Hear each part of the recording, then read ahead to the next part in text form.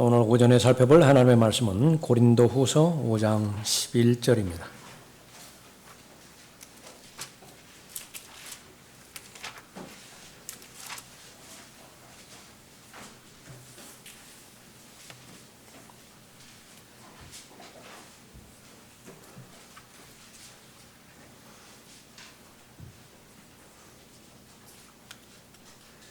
고린도후서 5장 11절부터 14절까지 받들어 읽겠습니다.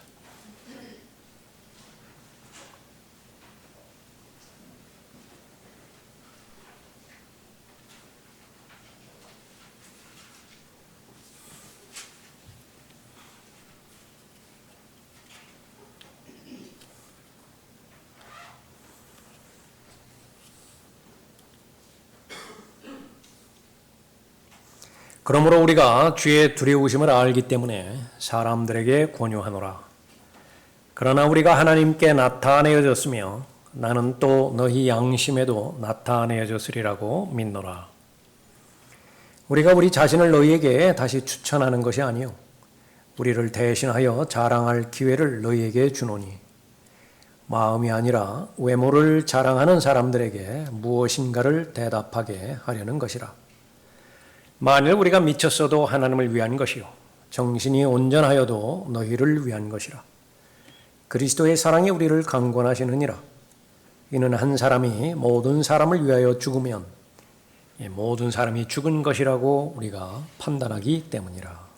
기도하겠습니다.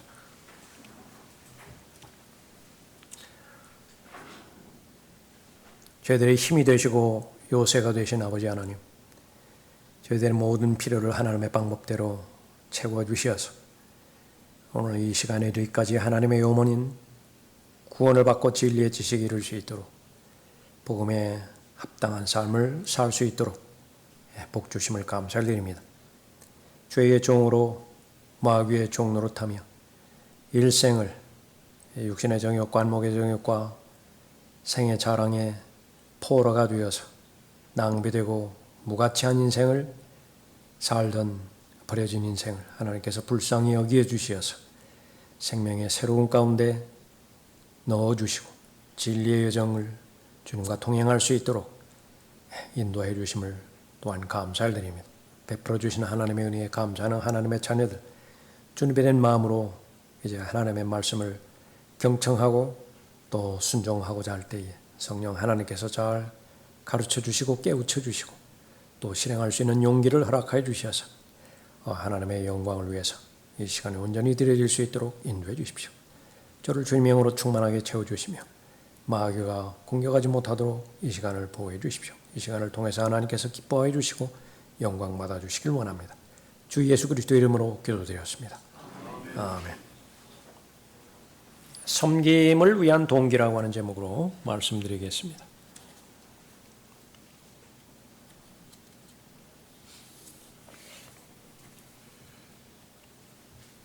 그리스도인에게는 일과 직업이 있습니다. 일이 먼저이고 그 다음이 직업입니다. 내가 어떤 처지와 환경과 여건에 있든지 지상에서 사는 삶에는 하나님께서 맡겨주신 일이 있습니다. 여러분이 잘 아시는 대로 부활의 증인의 일이고요. 신비를 맡은 청지기로서의 그 삶입니다. 그리스도를 대신한 대사가 그 일 가운데 하나이고요. 또 맡겨주신 믿음의 경주, 하나님께서 등번호를 붙여주신 경주자로서 중도에서 포기하지 않고 끝까지 잘 달리는 사람이지요. 농부이기도 합니다. 부지런히 씨를 뿌리고 결실을 기대하며 또 인내로서 수확을 거두는 추수하는 일꾼이기도 합니다. 그러한 일은 바로 예수 그리스도를 알고 난 그 시점부터 중단되지 않습니다. 들림받아 올라갈 그때까지 아니면 죽음의 관문을 통과해서 주님 만나게 될 그때까지 멈추지 않는 그런 일입니다. 그리스도인이 끝까지 하는 일 가운데 하나는 또 같은 말로서 걸어가는 일입니다. 걷는 것입니다. 주님과 동행하는 일이지요. 아프다고 그 동행이 멈추어지는 것도 아니고요. 너무 분주하다고 해서 아니면 또 멀리 출타 중이라고 해서 주님과의 동행이 멈추어지는 것도 아닙니다. 그 하나님의 일과 하나님과 동행 가운데 공부가 있고요. 공부는 끝까지 하는 것입니다. 죽을 때까지 하는 것입니다. 그러니까 예수 그리스도의 형상과 일치될 때까지 그리스도인은 그리스도를 배우는 사람입니다. 바로 동행을 통해서 예수 그리스도의 말씀에 순종함을 통해서 배울 수밖에 없는지라 또 이 예수 그리스도를 잘 배우는 일, 그것이 바로 그리스도의 본분인 것입니다. 이제 직업이 있겠죠. 그러한 일은 이제 그리스도인의 본분이고 본질이고 사람에 따라서 이제 하나님께서 잘 할 수 있는 천직을 최소한 한 가지 이상 마련해 놓으셨습니다. 그것을 잘 할 수 있도록 구비해야 됩니다. 공부가 필요하면 공부를 하게 할 것이고요. 기술이 필요하면 기술을 연마하게 그렇게 할 것입니다. 정년퇴직하는 것은 직업이 단절되는 것을 말하는 거예요. 그렇다고 해서 일이 끝나는 것은 아닙니다. 일은 계속됩니다.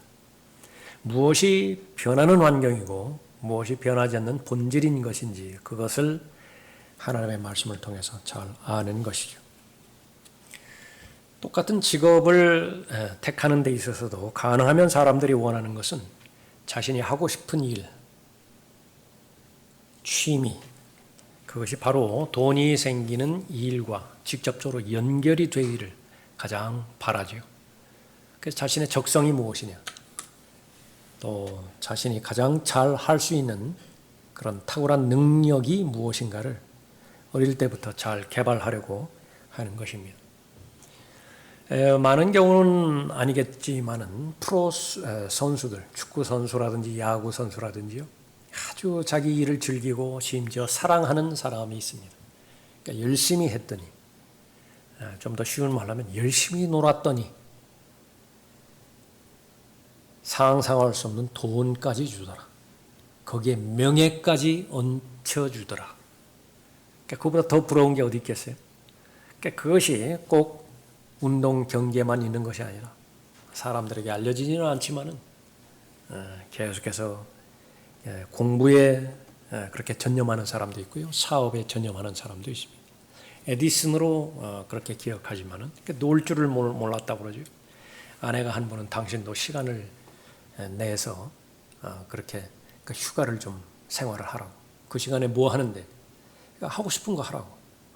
그 시간이 되었더니 다시 연구실에 틀어박혀서 연구하더라는 것입니다. 그것이 가장 하고 싶은 일이에요. 그렇습니다. 열심히 일했더니 자기가 하고 싶은 일을 했더니 보너스로 엄청난 돈도 들어왔고 또 보너스로 세상에서 명예도 주어졌다. 그것이 바로 사람들이 부러워하는 것입니다. 그러나 그것과 비교할 수 없을 정도로 하나님께서 예비해 준 것이 하나님에 대한 섬김입니다. 하나님과의 동행이 근거가 되어서 예수 그리스도를 개인의 구주로 믿었더니 하나님의 나라로 들여보내주셨죠. 하나님의 나라의 특성, 지금까지의 가치관이 먹는 것과 마시는 것이었습니다. 의식주였죠. 그것이 아니래요. 먹고 마시는 것이 아니래요.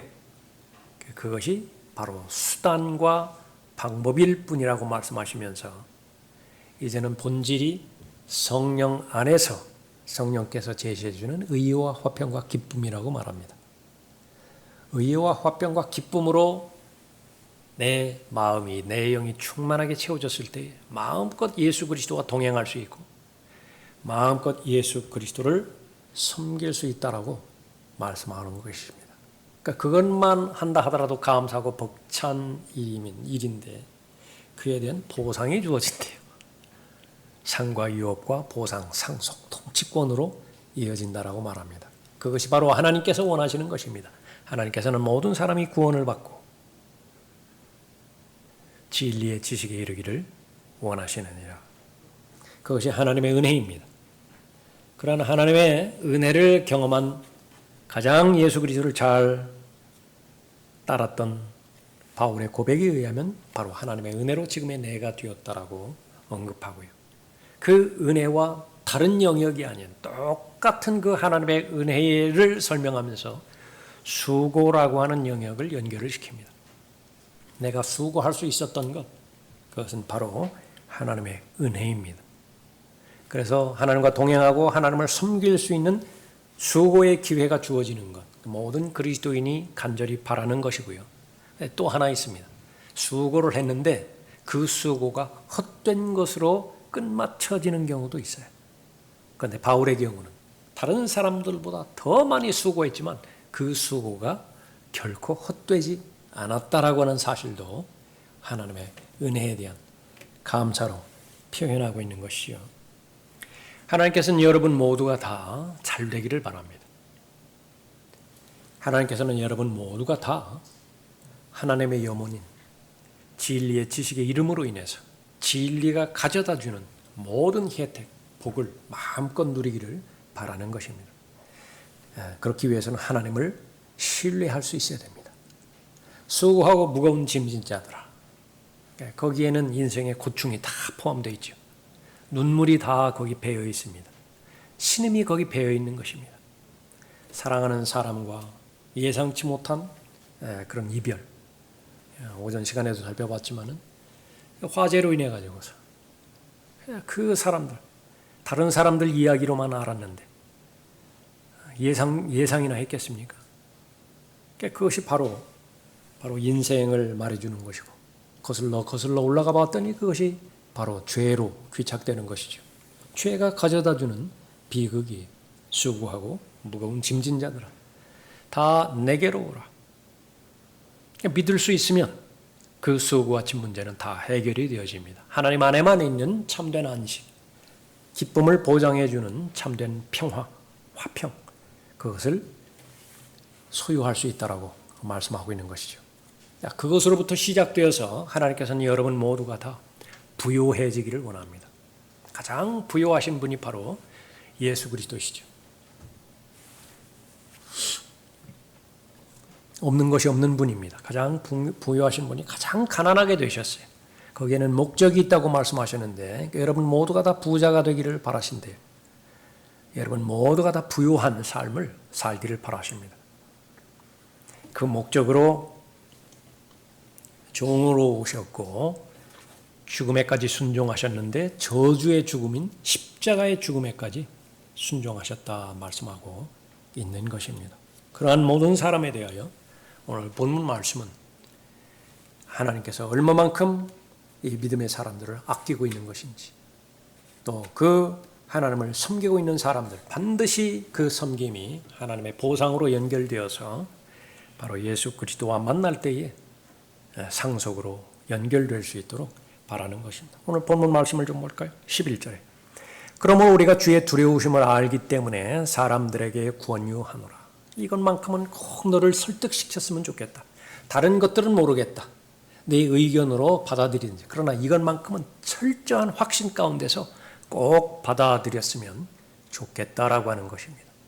그것은 바로 하나님께서 영원히 썩지 않고 영원히 무너지지 않을 하나님의 손으로 지으신 집을 지었다라고 하는 사실이다. 그걸 반드시 알고 또 그 몸을 입을 수 있도록 기대하고 있으라라고 말하는 것입니다.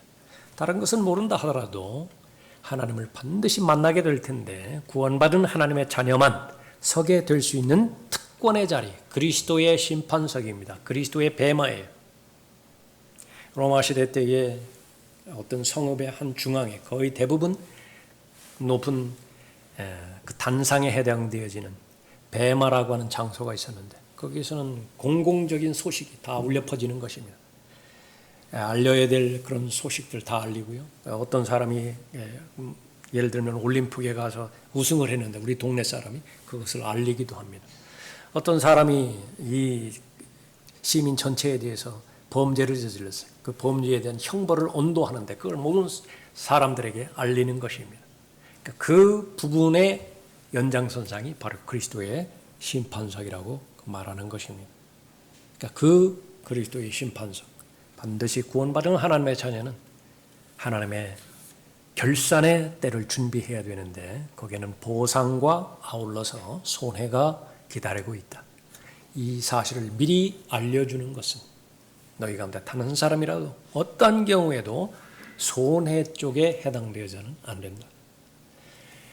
지옥은 절대로 들어가서는 안 되는 저주의 장소이고 그것은 불도 꺼지지 않고 벌레도 죽지 않는 곳이라고 성경에 기록한 것은 있지도 않은 지옥에 대해서 겁이나 주려고 공갈이나 치려고 말씀하는 것이 아니라 실존하는 장소이니만큼 절대로 그곳에 가서는 안 된다라고 경고하는 것이죠.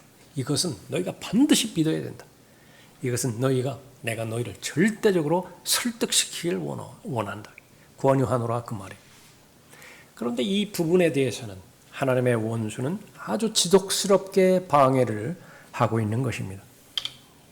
그러므로 우리가 주의 두려우심을 알기 때문에 사람들에게 권유하노라. 그러나 우리가 하나님께 나타내어졌으며 나는 또 너희 양심에도 나타내어졌으리라고 믿노라. 우리가 우리 자신을 너희에게 다시 추천하는 것이 아니요 우리를 대신하여 자랑할 기회를 너희에게 주노니 마음이 아니라 외모를 자랑하는 사람들에게 무엇인가를 대답하게 하려는 것이라. 하나님께서 소중하게 여기시는 이 고린도 성도들에게 어느 때부터인가 외모를 자랑하는 자들이 나서기 시작했습니다. 자신이 지금까지 얻은, 오늘날로 말하면 스펙을 앞세워서 얼마만큼 많이 배웠는가, 얼마만큼 사회에 영향력을 끼치는 사람들인가, 얼마만큼 정중한 말과 그럴듯한 언변으로, 다시 말하면 거짓된 과학을 동원하고 또 헬라 철학을 동원해서 이 복음을 변질시키고 또 변개시킴으로 인해서 하나님의 복의 대상이 되지 못하도록 고린도 교회에 침투해서 활동하고 있는 거짓 교사들이 있었는데, 배교자들이 있었는데 한결같이 사도 바울의 권위를 깔아뭉개는 것입니다.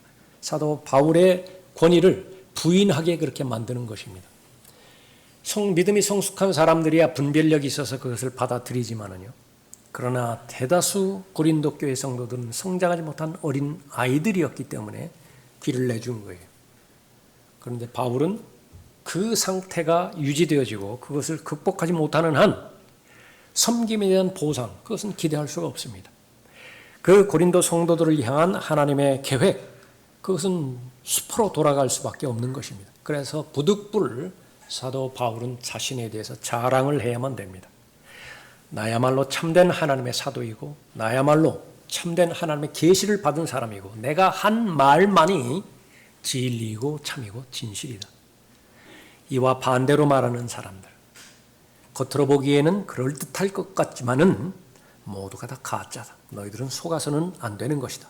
내가 내 자랑을 하는 이유는 너희들도 그 사람 만났을 때에 내 이야기를 액면 그대로 함으로 인해서 그 사람들이 더 이상 너희들을 공격하지 못하도록 스스로 방어하라. 그러니까 그러한 목적으로 이야기하는 것입니다. 12절 다시 보십시오. 우리가 우리 자신을 너희에게 다시 추천하는 것이 아니요 우리를 대신하여 자랑할 기회를 너희에게 주노니 마음이 아니라 외모를 자랑하는 사람들에게 무엇인가를 대답하게 하려는 것이라. 만일 우리가 미쳤어도 하나님을 위한 것이요 정신이 온전하여도 너희를 위한 것이라. 사람들이 나에 대한 평판, 그건 난 개의치 않는다. 무엇을 어떤 평판을 받는다 하더라도 내 마음의 동기, 그것은 너희들이 그리스도의 심판석을 잘 준비하는 것이다. 그리하여 지금까지 마음을 다하여 하나님을 사랑하고 혼과 지성을 다하여 하나님을 사랑했던 그 하나님에 대한 섬김이 숲으로 돌아가지 않고 손해보지 않고 그대로 상과 유업과 보상으로 연결되어지기를 바란다. 그를 위해서라면 내가 미친 사람 취급받아도 나는 개의치 않겠다 말하고 있는 것입니다. 그 다음에 14절에 그리스도의 사랑이 우리를 강권하시느니라. 이 모든 출처는 바로 내 자신의 의견이 아니라 나를 구원해 주신, 너희를 구원해 주신 예수 그리스도의 사랑으로 말미암은 것이다. 그렇게 말씀하고 있는 것입니다. 여러분은 지금까지 구원받은 이후부터 최선을 다해서 하나님과 동행하는 가운데 주님을 잘 섬겨왔습니다. 그 섬김에 여러분의 삶의 초점이 맞춰져야 돼요. 그러한 주님을 섬기는 과정 가운데서 오늘처럼 모임을 통해서 사람들과의 모임을 가질 수도 있고요. 또 여러분들의 삶의 현실에서 계획된 삶 가운데서 여러 사건들을 그렇게 마주할 수 있겠죠. 그 모든 부분들은 반드시 하나님의 결산, 하나님을 섬긴 것에 대한 보상으로 그렇게 잘 연결될 수 있어야 됩니다. 그러기 위해서는 동기를 잘 판단해야 됩니다. 우리는 왜 그것을 해야 하는가? 우리는 왜 그것을 행하지 않는 것인가? 오늘 본문의 말씀 반복해서 부지런히 다른 것에는 게으를 수 있지만 자신의 마음의 동기를 살피는 데 있어서는 부지런하라고 권면하는 것입니다. 그것은 바로 주님을 기쁘시게 하는 일이어야 되고 그 동기는 반드시 그 결과가 하나님 앞에 영광을 돌리는 그런 결과여야 된다라고 하나님께서 말씀하고 있는 것입니다. 여러분은 여러분의 동기를 점검해 봐야 되는 것입니다. 왜 그렇죠? 여러분은 어떤 상황과 여건이 있든지 간에 수고하지 않는 사람은 없기 때문에 그렇습니다. 다 수고를 해요. 수고의 정도가 다를 뿐입니다. 그 수고는 반드시 헛되지 않아야 됩니다. 마귀의 공격은 무엇입니까? 수고는 수고대로 하고 그것을 바로 헛되게 만드는 것이죠. 섬김을 위한 동기, 분명하다라고 한다면 여러분의 수고가 결코 헛되지 않을 것입니다. 첫 번째 동기, 그것은 바로 주를 두려워함입니다.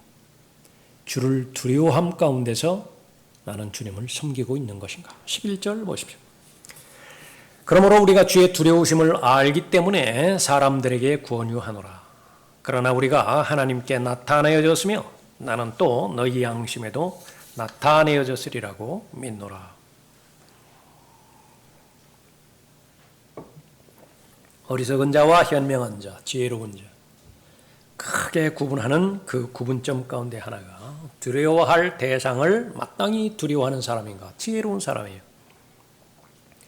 나는 어떤 것도 두려워하지 않는다. 객기 부리는 사람이고요. 그 만용의 사람입니다. 그 사람은 아주 어리석은 사람이에요.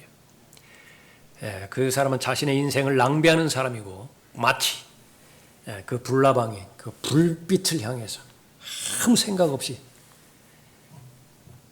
사고하는 것 없이 그냥 뛰어들어서 파다닥 불타버리는 것과 똑같은 삶을 사는 것입니다. 하나님께서는 지혜로운 사람이 되라고 말씀하는 것이요. 그러기 위해서는 제일 첫 번째로 두려워해야 할 대상을 두려워하라라고 말하는 것입니다. 죄는 두려워해야 되는 대상이에요. 죄를 무서워해야 됩니다.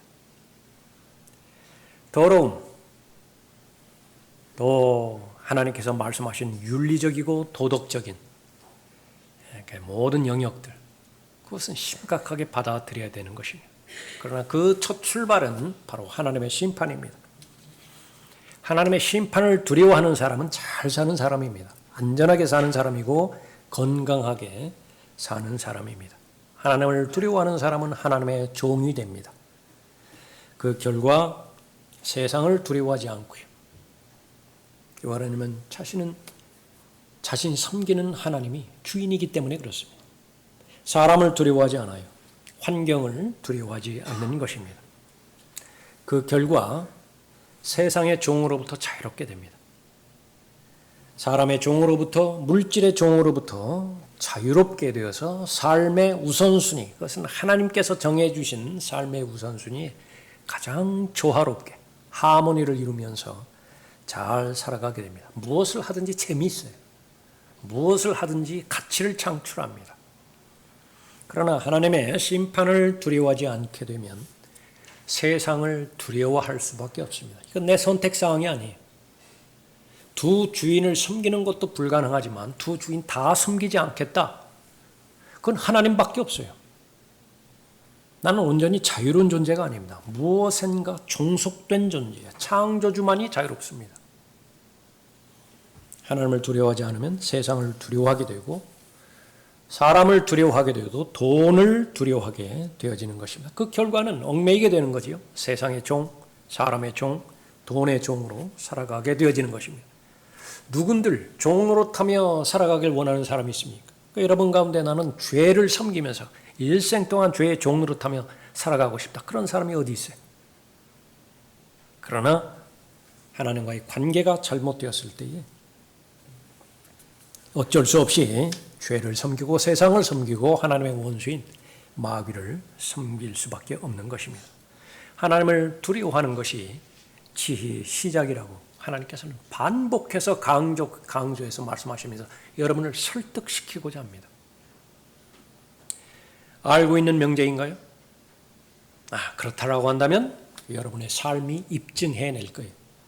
여러분이 무엇인가가 얽매여 있다라고 한다면 그 다시 한번 하나님께서 제시해 주신 삶의 원리, 하나님을 두려워하는 것이 지혜의 시작이라고 하는 사실을 다시 한번 확신하고 다시 한번 여러분의 믿음 가운데 강하게 결속시키를 바라는 것입니다. 여러분의 섬김, 그것은 반드시 하나님께 받아들여져야 됩니다. 그것만 남기 때문에 그래요. 세상 일은 다 지나갑니다. 믿으셔야 됩니다. 다 지나가요. 남는 것은 하나님의 일만 남습니다. 그러나 그 하나님의 일만 남는다라고 하는 그 말은 마음을 다하여 하나님을 사랑하였는가? 힘과 지성을 다하여 하나님을 사랑하였는가? 다시 말하면 동기이죠. 그 올바른 동기에서 하나님을 섬긴 그 섬김만이 남는 것을 말하는 것입니다. 정신 차리고 깨어 기도해야 되는 많은 영역이 있지만 그 근본적인 영역 가운데 하나, 나는 무슨 동기로 하나님을 섬기고 있는 것인가 살펴봐야 되는 것입니다. 두 번째 동기는 교회에 대한 관심과 염려예요. 교회에 대한 관심과 염려입니다. 12절 보십시오.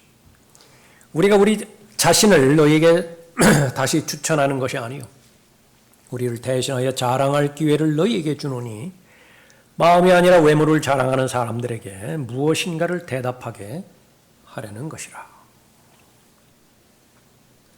교회와 무관하다라고 한다면 굳이 자신을 그렇게 일부러 자랑할 바울이 아니었습니다.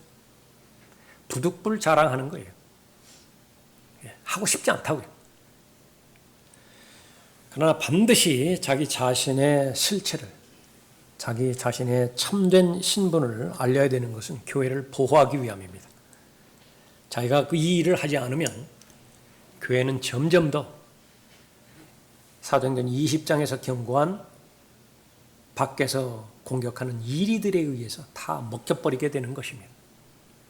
또 안에서 일어나는 모든 불신들, 육신적인 그리스도인들에 의해서 교회는 엉망진창이 되어지는 것입니다. 그리스도인은 그리스도인의 삶을 사는 데 있어서 우선순위가 있습니다. 그 우선순위를 잘 지키면 삶의 모든 문제는 자동적으로 해결이 되어집니다. 왜 삶이 이렇게 복잡해지고 왜 삶을 통해서 나는 받지 않아도 되는 스트레스를 많이 받는 것이냐. 그 순서가 바뀌었기 때문에 그래요. 하나님께서 말씀하시는 순서, 제일 첫 번째는 주님입니다. 존재의 목적이 주님을 위해서 존재하는 것입니다. 더 깊이 들어가 봤더니 주님께서 나를 핏값으로 주고 사주셨어요. 내 영은 주님의 영입니다. 주와 합하는 자는 한 영이지요.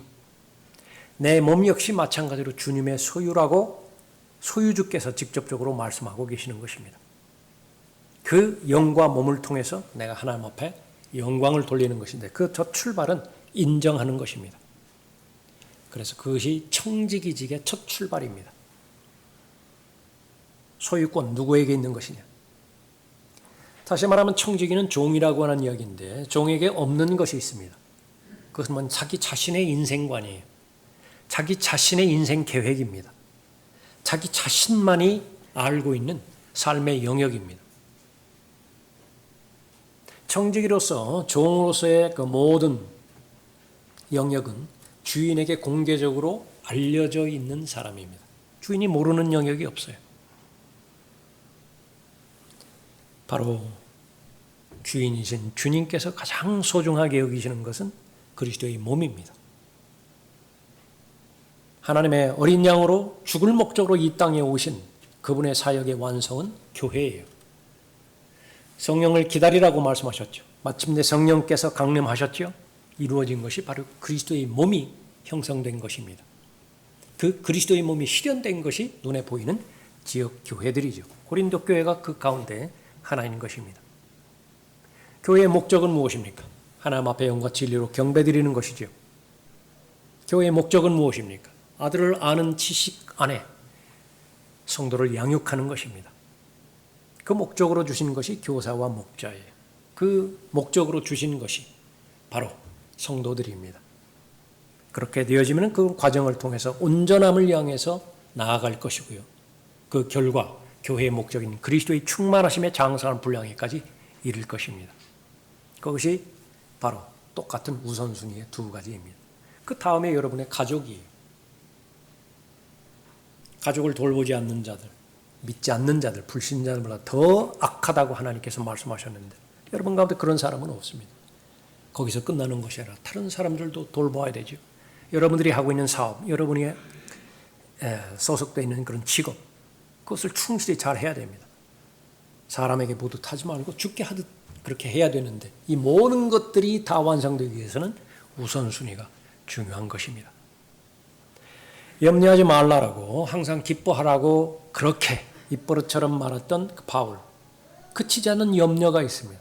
그것은 교회에 대한 염려였습니다. 나의 우선순위 가운데서 교회가 그 마땅한 위치에 처해져 있고 주님을 섬기는 동기 가운데 하나가 교회에 대한 관심이 있는 것인가, 교회에 대한 염려가 있는 것인가. 그렇다라고 한다면 바로 여러분의 섬김은 결코 헛되지 않는 것입니다.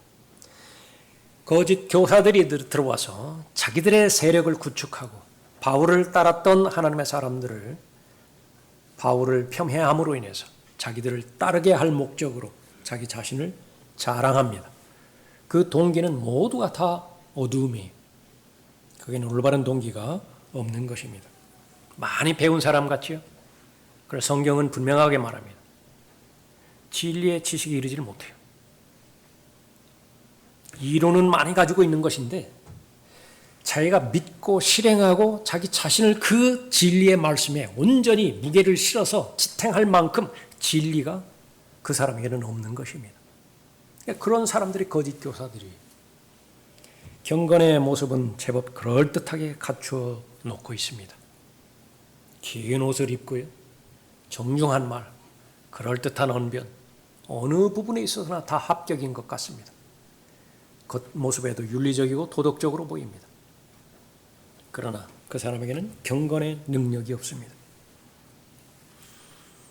자신의 육신의 죄들을 죽일 수 있는 능력도 없고요. 또 조금 전에 살펴봤던 것처럼 예수 그리스도를 위하여 세상에서 바보가 될 능력이 없어요. 그저 모든 사람에게 인정을 받아야 됩니다. 그저 모든 사람들에게 좋은 평판을 기대해야 돼요. 설령 가장 가까운 아내의 희생을 감수하더라도 사람들로부터 좋은 평판을 받아야 돼요. 부질없는 짓인 것을 알면서도 거기서 헤어나지를 못해요. 가장 소중한 것이 바로 자녀에 대한 보호인데 그것을 내팽개치고서라도 사회로부터, 세상으로부터 자신이 좋은 평판을 받아야 돼요. 교회에서는 유능한 또 자상한 목사로 들릴지 모르지만 집에 들어가면 가장 나쁜 아내이고 가장 나쁜 남편이고 악한 아버지가 되는 거예요. 학교에서는 그렇게 존경받을 교사일지 모르지만 집에만 들어가면 바로 계속해서 싸움이 그치지 않는 그런 불안한 상태가 이어지는 것이죠. 능력입니다. 항상 배우는데 진리의 지식에는 이르지 못해요. 그런 사람들이 성도를 인도한다라고 한다면 다 망하는 것입니다. 그것을 꿰뚫어 보는 것이 바로 하나님의 사람 사도 바울의 관점이었던 것입니다. 이 사람들은 양들을 아끼는 사람이 아니에요. 자신의 유익을 위해서, 더러운 이익을 위해서 하나님의 말씀을 이용하는 사람이고 하나님의 사람들을 이용하는 것입니다. 이용 가치가 다 떨어져 버렸을 때는요. 아무런 양심의 가책도 없이 가장 냉혈한처럼 관계를 끊어버리는 것입니다. 목자를 치면 양들은 흩어지게 해서 이 원리를 마귀는 모든 자신의 사역에서 적용시킵니다. 목자를 치면 양들은 흩어지게 되어 있어요. 머리를 치면 됩니다. 목자의 영향력을 제거하면 양들이 힘을 잃기 때문에 그런 것이죠. 목자를 불신하게 만들고요. 더 이상 사역하지 못하도록 방해하는 것입니다. 목자 자신에 대해서 점검하지 못하게 만들면서 자신의 신실함을 잃어버리게 만듭니다. 신실함을 잃어버린 목자는요, 아무런 영향력이 없습니다. 한마디 한마디를 하면 그것이 사람의 말이 아닌 하나님의 말씀, 하나님의 가르침, 하나님의 원리로 그대로 전달이 되어서 그것을 실행에 옮길 수 있어야 되는데 계속 성도들은 판단을 합니다. 명제는 옳은 명제인데 그 명제가 인격을 통해서 전달이 되어야 되는데 그 부분에 있어서는 신뢰에 한계가 있거든요. 얼마나 어렵겠습니까? 두 마음을 품지 않을 수가 없는 것입니다. 고달프죠. 말은 맞는 말인데 순종하기에는 한계가 있고 그것이 첫 번째 단계고요. 두 번째 단계는 완전히 목자의 인격을 모독하는 그런 틈을 분위기를 형성하는 것입니다. 거짓 교사들의 농락에 극복하지 못한 대다수의 회원들, 그것은 바로 교회를 혼란스럽게 만드는 그 첫 번째 요인이 되어지는 것입니다. 만일 누가 와서 우리가 전파하지 아니한 또 다른 예수를 전파하거나 너희가 받아들이지 않은 또 다른 영을 받거나 너희가 영접하지 않은 또 다른 복음을 전파하면 너희가 그를 잘 용납하는도다. 그리스도를 섬기는 두 번째 동기. 내가 섬기는 교회는 건강한 교회인 것인가? 그 건강을 잃어버린 요인이 나 때문은 아닌가? 그 건강한 교회, 정상적인 하나님께서 인정하시는 그 교회가 교회다운 삶을 살기 위해서, 그런 사역을 진행하기 위해서 나는 어떤 부분에 있어서 돕고 있는 것인가? 섬기고 있는 것인가? 그 우선순위는 하나님의 정하신 우선순위에서 밀려나지나 않는 것인가? 점검해 보는 것입니다. 수고하지 않는 사람은 없습니다. 섬기지 않는 사람은 없어요. 무슨 동기에서 섬기는 것인가? 그것은 바로 하나님의 관점이고 마귀의 관점이기도 합니다. 다른 어떤 것보다도 나는 어떤 동기에서 섬기는 것인가? 세 번째 동기는 진리에 대한 헌신으로 섬길 수 있어야 되는 것입니다. 13절 보십시오. 만일 우리가 미쳤어도 하나님을 위한 것이요 정신이 온전하여도 너희를 위한 것이라. 미쳤다는 소리를 바울은 오랜 기간 동안 들었을 것이에요. 왜 그렇죠? 변해도 저렇게 변하면 안 됩니다. 사람이. 그것이 무서운 거지요. 그 말을 듣는 것이 무서운 거예요. 사도행전 9장을 기점으로 해서 그 이전에 사도행전 7장, 8장에서 바울, 사울이라고 하는 이름이었었죠.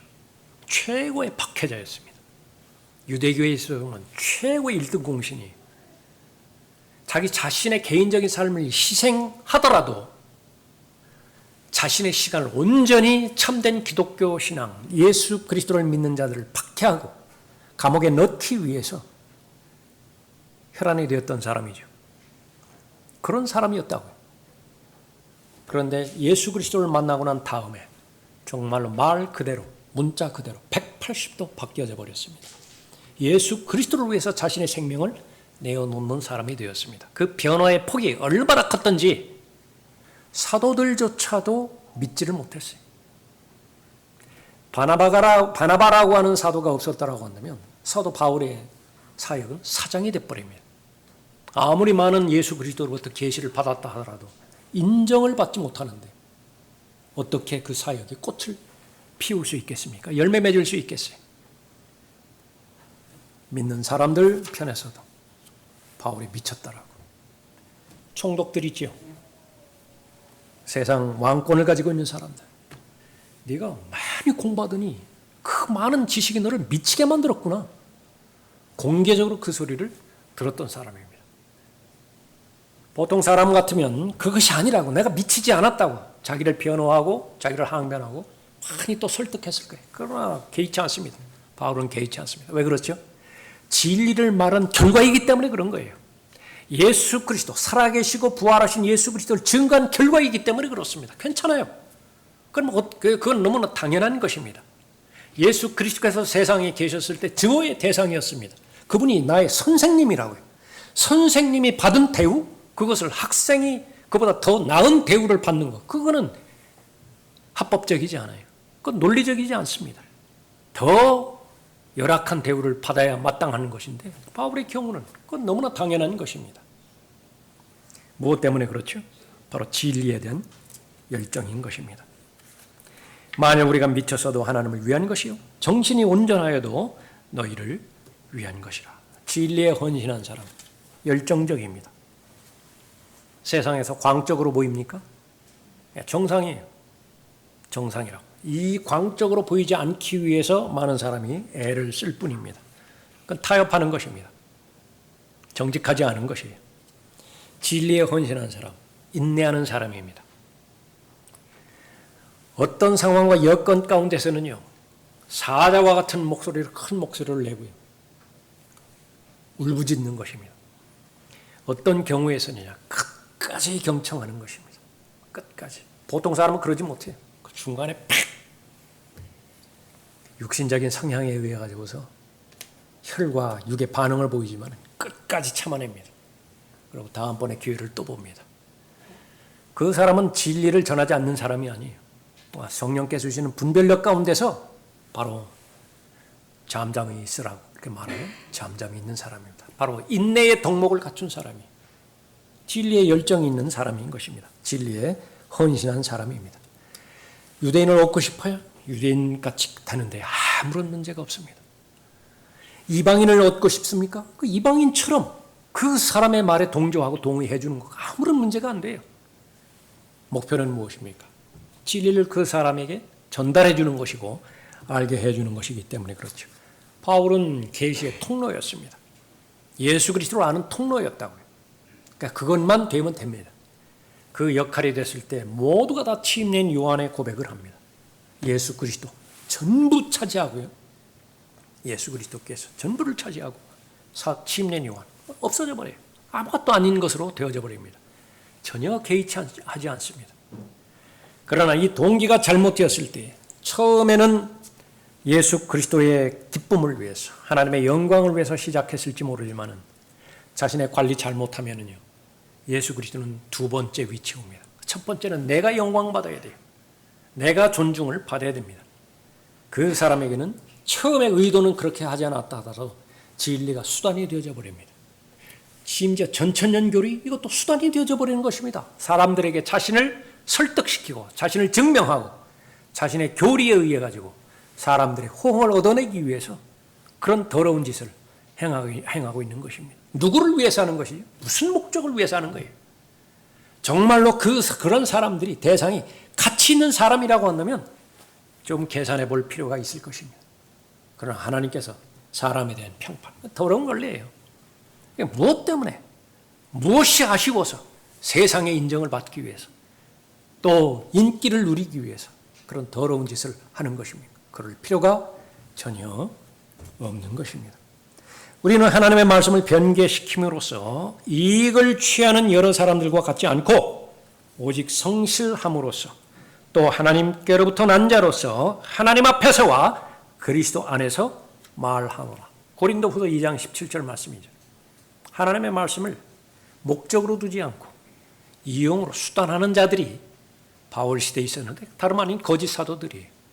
무엇 때문에 그런 일들을 하는 것이냐?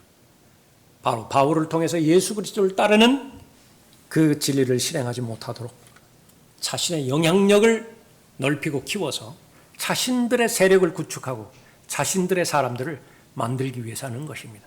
그것이 어떻게 입증되어지죠? 외모로밖에 입증되지 않습니다. 제일 먼저 요구되는 것이 큰 건물이에요. 병행해서 많은 사람들입니다. 그러나 성경은 분명하게 말합니다.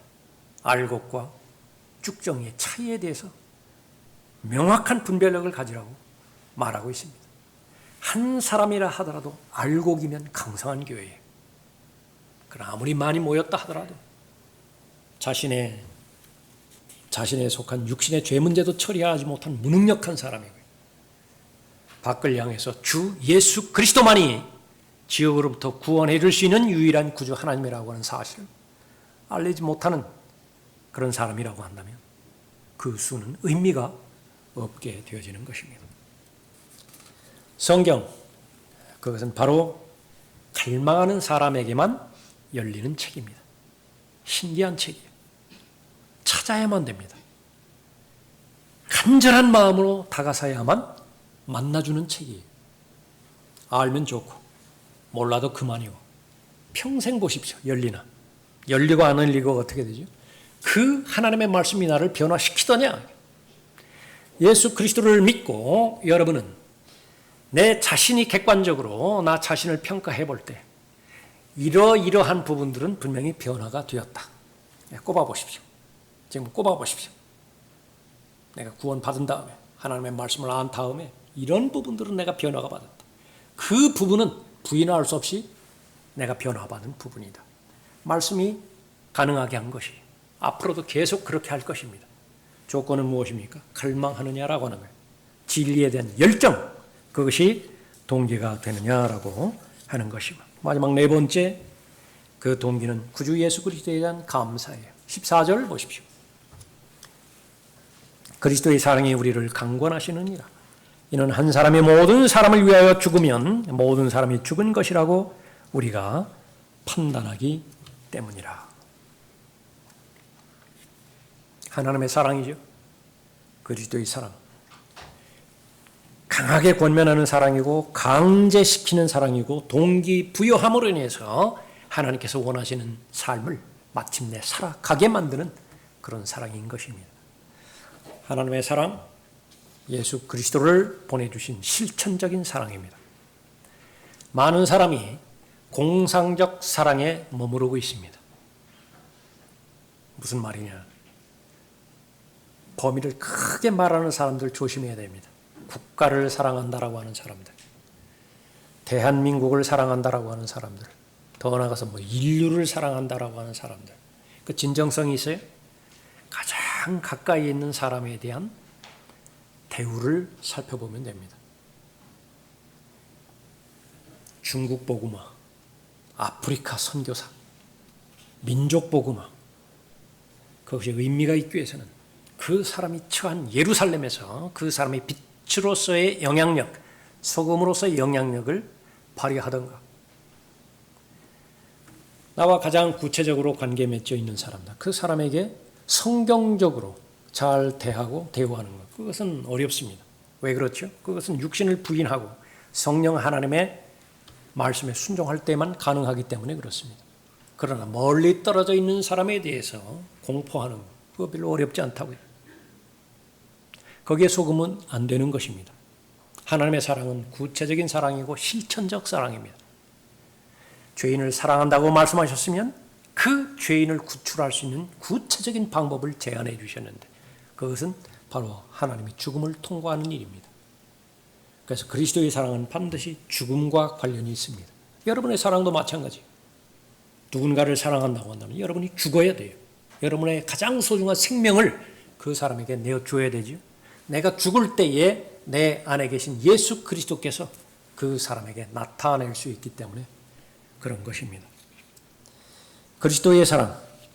누가 우리를 그리스도의 사랑에서 떼어놓을 수 있으리요? 환난이나 곤경이나 박해나 기근이나 헐벗음이나 위험이나 칼이랴.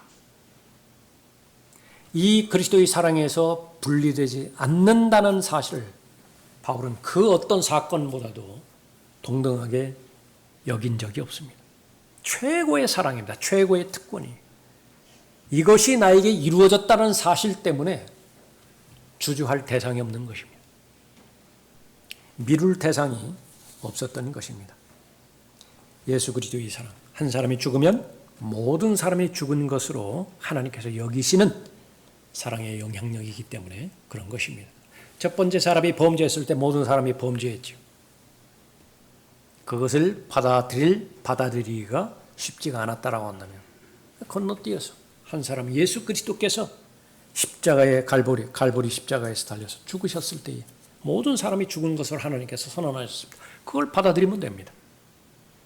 그 그리스도의 사랑이 우리를 강권하는 것입니다. 내가 마땅히 받아야 되는 죄로 인한 죽음, 첫 번째 죽음부터 시작해서 둘째 사망에 이르게 되어지죠. 둘째 사망, 바로 불못에서 영원히 고통당하는 것인데 그것은 바로 하나님의 진노가 실현되어지는 장소예요. 나를 대신해서 죽으셨고 나를 대신해서 심판받으셨고 나를 대신해서 저주받으심으로 해서 영원한 정죄의 문제를 단번에 영원히 해결하신 것입니다. 그 한 가지 사실이 그 사실을 떠올릴 때마다 살아있는 감사로 내 마음에 새겨지고 반응하게 되어진다라고 한다면 매일매일 하루하루의 삶이 창조적인 날이 되어지는 것입니다. 마귀는 무엇을 공격하죠? 그것은 이미 지나간 과거의 사건으로 제한시켜버리는 것입니다. 말은 안 하지만 마음속으로 받아들일 때 그건 십자가의 사건, 그건 바로 내가 거듭날 때의 그 사건으로 과거의 일회성 사건으로 돌려버리게 되어지는 것입니다. 그러나 살아계신 하나님께서 예수 그리스도를 이 땅에 보내주셔서 갈보리 십자가에서 저주받게 해주시고 성경 예언대로 셋째 날에 부활하신 것, 대속적인 죽음, 내가 서야 되는 위치, 내가 받아야 되는 위치를 나를 밀어내시고 대신 사랑하는 아들 하나님의 어린 양으로서 죽게 하신 것, 그것은 바로 예수 그리스도를 왜 섬기고 있는 것인가, 예수 그리스도와 왜 동행하고 있는 것인가, 그것을 알게 해주는 것입니다. 하나님께서는 여러분을 사랑하십니다. 그 사랑 역시 마찬가지로 실천적 사랑이 한 사람 한 사람이 반드시 구체적으로 하나님 만나게 됐을 때에 여러분의 모든 수고와 섬김 그것이 하나도 헛되게 되지를 않기를 바라는 것입니다. 그것이 바로 우리들의 마음이기도 하죠.